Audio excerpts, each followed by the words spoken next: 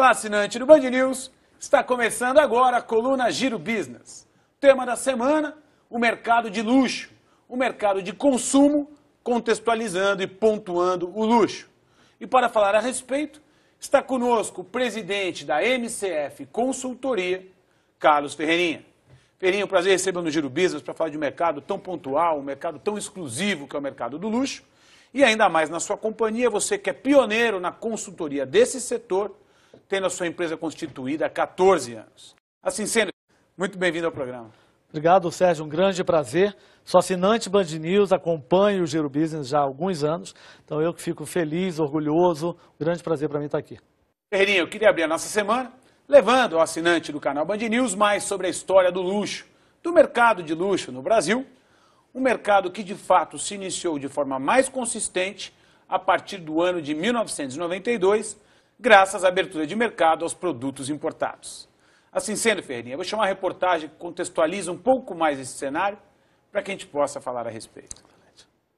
O mercado de luxo começou a se desenvolver no Brasil em 1992, com a abertura das importações, mas foi só após a vinda das marcas mais conhecidas que o setor se profissionalizou, mais de 10 anos depois. Atualmente, 60% das grandes grifes internacionais estão no país. Adquirir um objeto de luxo não se limita apenas à compra de iate, avião, lanche ou helicóptero. Vestuário, cosméticos, perfumaria e acessórios mais sofisticados são a porta de entrada para a classe média nesse mercado. Essa reportagem contextualiza muito bem a gama, a diversidade que existe no que tange a produtos de luxo ofertados. Mas o que eu queria definitivamente saber e entender, Ferreirinha, é quais são os critérios que o mercado usa para definir se uma marca ou um produto é realmente de luxo. Veja, Sérgio, definitivamente, como o luxo não é uma indústria, não existe uma regulamentação. Então não existe nenhum órgão que determine o que é o que não é luxo. E você de forma muito precisa colocou como é que o mercado analisa esses critérios. E o mercado, de uma forma geral, percebe que luxo é o estado da arte e da excelência. São produtos que alcançam o patamar máximo daquilo que se espera de um produto que dialoga pela exclusividade, pelo patamar daquilo que é bem feito, e são muitos dos critérios colocados aí. O código da temporalidade, o código da beleza construída, código da tradição, do original, muitos elementos do feito à mão, e não é o feito à mão apenas artesanal, mas o conceito de algo que tenha sido feito com muito cuidado, com muito esmero, com muito apreço.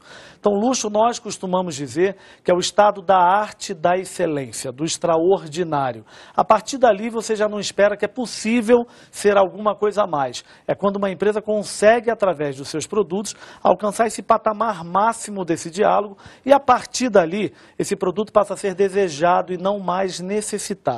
É um diálogo de consumo emocional e não de consumo pela necessidade, justamente porque ele é carregado de uma série de atributos que o posicionam de forma diferenciada. E aproveitando esse gancho, Ferreirinha, falando de consumo, o consumo do luxo no Brasil em 2013 foi da ordem de 20,6 bilhões de reais, um crescimento, quando comparado a 2012, da ordem de 12%. Nesse contexto, a minha pergunta é o seguinte: qual é a perspectiva de crescimento do mercado de luxo no Brasil para este ano, para 2014, e de que forma que a crise econômica, que a desaceleração da economia, vem interferindo nesse segmento? Há um fato inegável, né? Nós vivemos um momento de desaquecimento. Quando você coloca o crescimento de 12%, Sérgio, que é um crescimento evidentemente significativo, nós estamos falando de 2 dígitos de crescimento quando comparado à economia brasileira.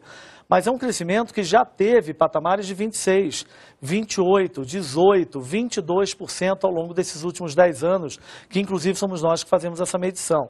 Então 12%, claro que é um crescimento significativo, mas já é quase metade daquele crescimento que se esperava ter ao longo desses últimos anos.